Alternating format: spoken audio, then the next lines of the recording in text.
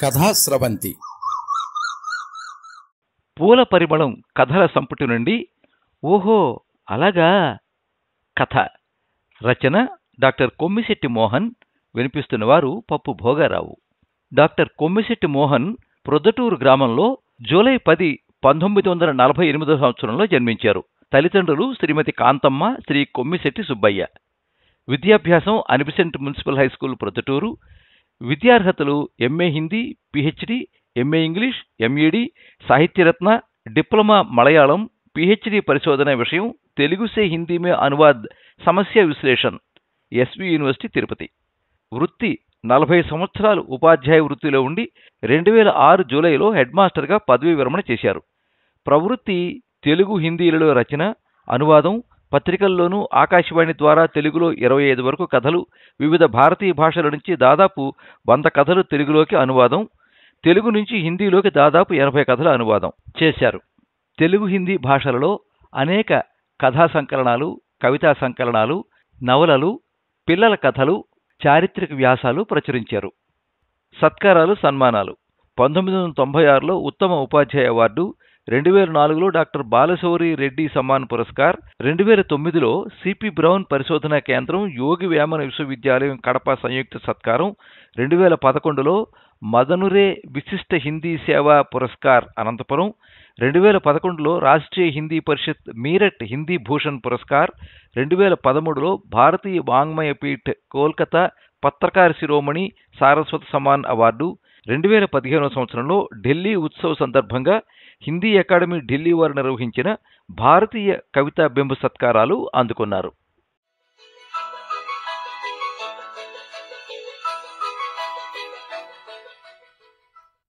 విశాలాక్షి తాను తెచ్చిన పట్టుచీర, టెర్రీకాటన్ పంచెల జత, తువ్వాళ్లు, ఇంకా కొన్న రవికల గుడ్డలు ఇరుగు పొరుగు అమ్మలక్కల సౌకర్యార్థం ప్రదర్శన ఏర్పాటు చేసింది.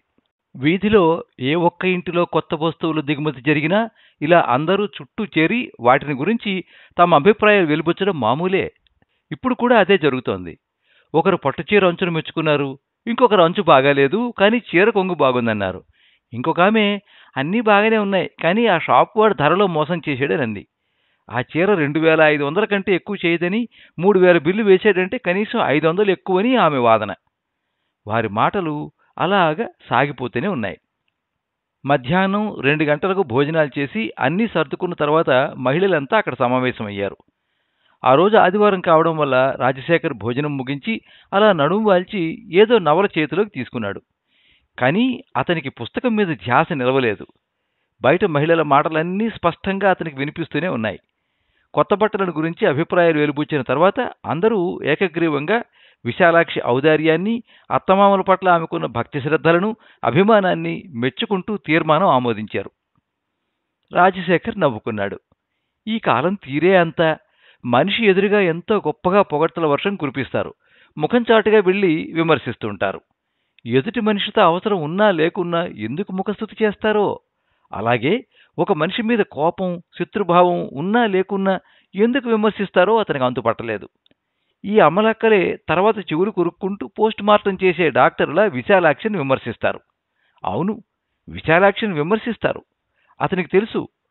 రాజశేఖర్ కళ్ల ముందు గతమంతా ఒక్కసారి కదలాడింది.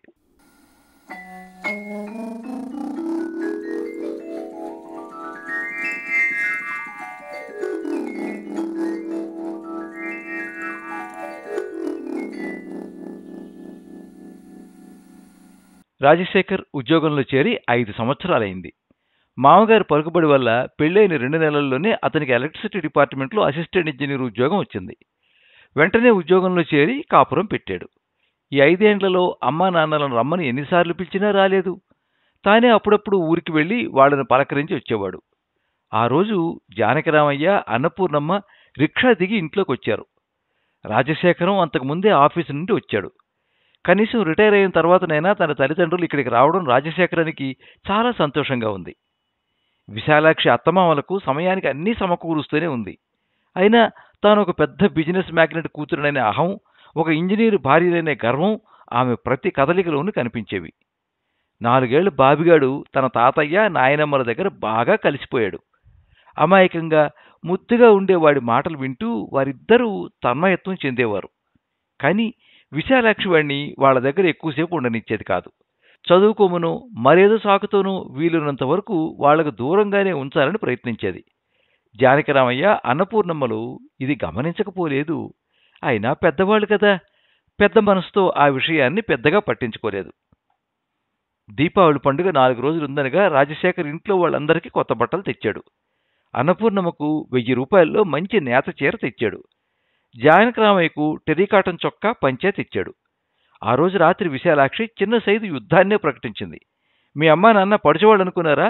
ఇంట్లో ఉండేవారే కదా, అంత డబ్బు తగలేసి బట్టలు తీసుకురాకపోతే ఏవో మామూలు బట్టలు తెస్తే సరిపోయేది కదా. వాళ్ళ ధోరణి చూస్తే ఇప్పుడే ఊరికెళ్ళేటట్లు లేదు. బాబిగాడి నెపంతో ఇక్కడే మకాం వేసేట్టుగా ఉంది. వాళ్ళు రాక రాక మన ఇంటికి వచ్చారు. మనకు మాత్రం మంచి బట్టలు తెచ్చుకుని వాళ్ళకి అలా తెస్తే ఏం బాగుంటుంది? రాజశేఖర్ భార్యతో అనునయంగా అన్నాడు. అయినా విశాలాక్షి రాత్రంతా నిష్ఠురాలాడుతూ తన మాటకు విలువ లేదని మూలుగుతూ ఏడుస్తూనే ఉంది. తెల్లవారి కొత్త బట్టలు చూసిన జానకిరామయ్య, అన్నపూర్ణమ్మ అంత ఖరీదైనవి ఎందుకు తెచ్చావని కొడుకును మందలించారు. ఎప్పుడూ లేనిది ఇప్పుడు ఇంత ఖరీదైనవి కట్టుకోవడం తమకు అదోలా ఉంటుందని తెచ్చిన వాటిని సున్నితంగానే తిరస్కరించారు. ఖద్దర చొక్కా, నేత పంచ, 2-3 వందల్లో నేత చీర తెమ్మని చెప్పారు. రాత్రి విశాలాక్షి చేసిన రభసంతా పొరపాటును వీళ్ళు వినలేదు కదా అని రాజశేఖరానికి అనుమానం వచ్చింది. అతను టక్కున అమ్మా నాన్నల ముఖాల్లోకి చూశాడు. వారి ముఖాలు ప్రసన్నంగా, ప్రశాంతంగా ఉన్నాయి. అతను ఏ భావమూ చదవలేకపోయాడు. రాజశేఖరం ఆ రోజే మళ్లీ బట్టలు మార్చి తెచ్చాడు. అతనికి విశాలాక్షి మీద చెప్పలేనంత కోపం వచ్చింది.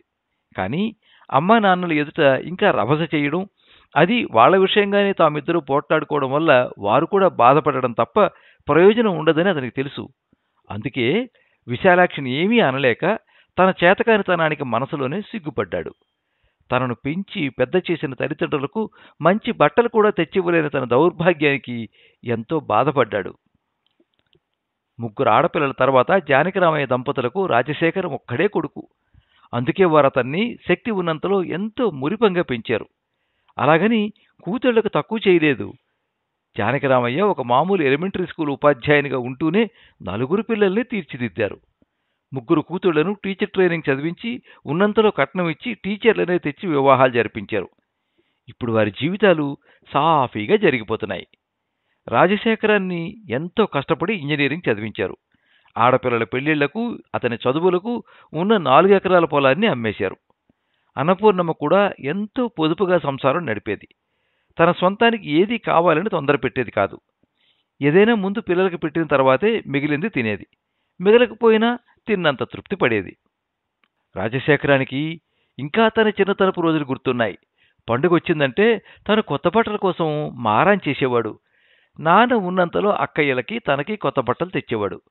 నాన్నను కొత్త బట్టలు తెచ్చుకోమని అమ్మ బలవంత పెట్టేది. చూడండి, మీ చొక్కాలన్నీ పాతపడిపోయాయి, చొక్కా చినిగింది, కొంచెం కుట్టిపెట్టు అని నన్ను అడగద్దు, నేను కుట్టిపెట్టను, కావాలంటే కొత్తవి తెచ్చుకోండి. అమ్మ నాన్నను మందలించేది. అలాగైనా నాన్న తనకు కొత్త బట్టలు తెచ్చుకుంటాడని ఆమె ఆశ. నాన్న మాత్రం అమ్మకి చీరలు తెస్తాననేవాడు. అమ్మ ససేమిరా వద్దనేది. ఇప్పుడు నాకేం తొందర వచ్చింది, నేనెక్కడికి వెళ్ళాలి, ఇంటిలోనేగా ఉండేది, ఇప్పుడేం వద్దు, ఆ డబ్బుంటే పిల్లల ఖర్చులకు ఉపయోగపడుతుంది అని సర్ది చెప్పేది. మొత్తం మీద ఏదో ఒక సాకుతో ఇద్దరూ తెచ్చుకునేవారు కాదు. మనకేం తొందర, పండుగ పూట పిల్లలకు కొత్త బట్టలు కొన్నాం, చూడు వాళ్ళ ముఖాల్లో ఎంత సంతోషం కనిపిస్తోందో, అంతకంటే మనకేం కావాలి అని ఇద్దరు తృప్తిగా రాజీకొచ్చేవారు. ఇవన్నీ రాజశేఖరం జ్ఞాపకాల పొరల్లో ఇప్పటికీ దాగి ఉన్నాయి.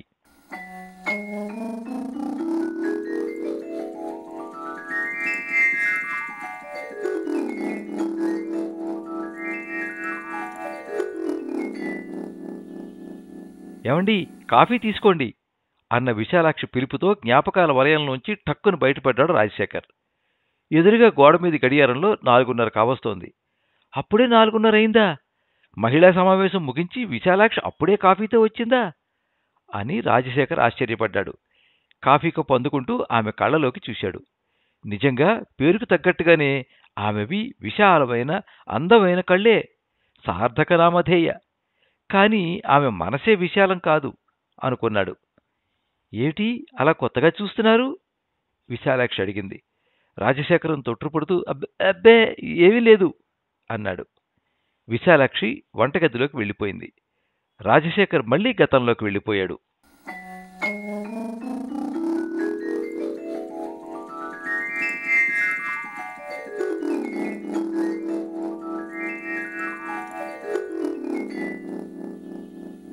దీపావళి పండుగ అయిపోయిన మరుసటి రోజే జానకిరామయ్య, అన్నపూర్ణమ్మ ఊరికి బయలుదేరారు. ఉద్యోగం నుంచి రిటైర్ అయిన తర్వాత అక్కడ మాత్రం ఏం చేస్తారని రాజశేఖర్ వాళ్ళని ఇక్కడే ఉండిపోమన్నాడు.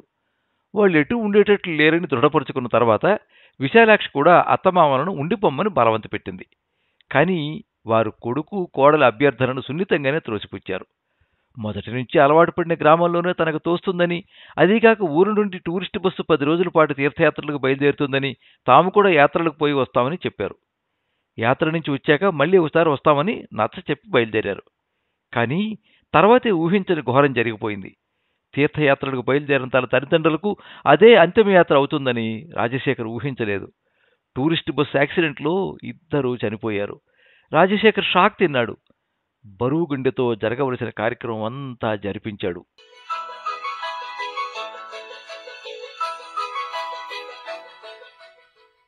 ఆ రోజే మహాలయ అమావాస్య, పెద్దల పండుగ. మరణించిన పెద్దలకు కొత్త బట్టలు పెట్టుకుని తమను దీవించమని ప్రార్థించే పండుగ. విశాలాక్షి హడావిడి చేస్తోంది. జానకిరామయ్య, అన్నపూర్ణమ్మను చనిపోయిన తర్వాత మొదటిసారిగా ఈ పండుగ వచ్చింది.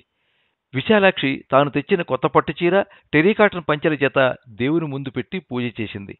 అంతా సవ్యంగా జరిగినట్లు తృప్తిపడింది. రాజశేఖరానికి తన భార్య ధోరణి వింతగా ఉంది. ఒక మనిషి గాని, వస్తువు గాని అందుబాటులో ఉన్నప్పుడు విలువను గుర్తించలేము. దూరమైనప్పుడే విలువలు తెలిసొస్తాయి. అత్తమామల పట్ల ఈ భక్తి శ్రద్ధలు విశాలాక్షి పశ్చాత్తాపానికి నిదర్శనమా?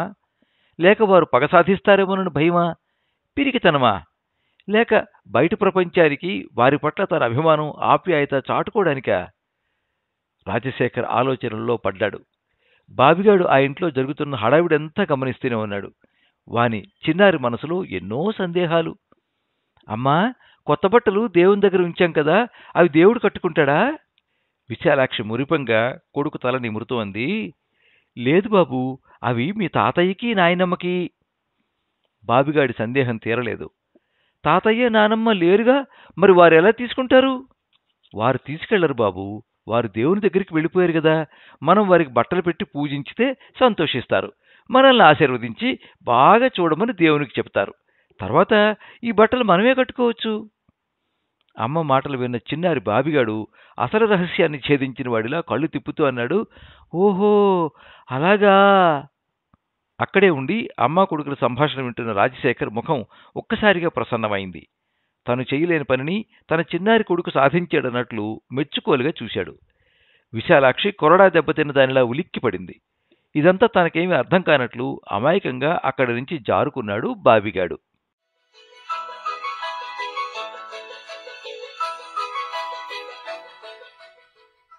ఆ సాయంత్రమే విశాలాక్షి అమ్మా నాన్నలు వాళ్ళింటికి వస్తారు.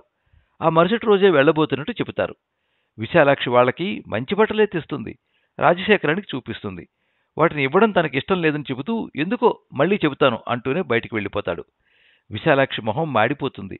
కాసేపటి తర్వాత పెద్ద ప్లాస్టిక్ కవర్తో వస్తాడు. ఆమెకిస్తాడు. కవర్లోంచి తీసిన బట్టలు తనుకొన్న వాటికంటే ఖరీదైన బట్టలుగా ఆమె గమనిస్తుంది. కళ్లలో నీళ్లు తిరుగుతూ ఉంటే ఉద్వేగంతో నా కళ్ళు తెరిపించారు, మన్నించండి అంది విశాలాక్షి.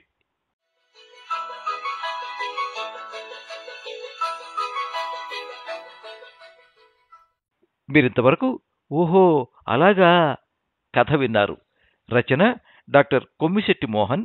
వినిపించిన వారు పప్పు భోగారావు. ఈ కథ ఆంధ్రజ్యోతి వారపత్రిక 1996 సంవత్సరం ఏప్రిల్ 5వ తేదీ సంచికలో ప్రచురించబడింది. ఈ కథ మీద మీ అమూల్యమైన అభిప్రాయాన్ని కింద కామెంట్ బాక్స్లో రాయండి. ఈ వీడియోని లైక్ చేయండి, మీ మిత్రులందరికీ షేర్ చేయండి. ఇలాంటి మరిన్ని మంచి కథలు వినిపించడానికి ఈ ఛానల్ని సబ్స్క్రైబ్ చేసుకోండి. పక్కనే ఉండే బెల్ ఐకాన్ని క్లిక్ చేస్తే ఇలా అప్లోడ్ చేసే వీడియోల వివరాలన్నీ కూడా మీకు ఎప్పటికప్పుడు నోటిఫికేషన్ ద్వారా తెలుస్తాయి. ఎప్పుడు మీ అభిమానాన్ని కోరుకునే పప్పు భోగారావు.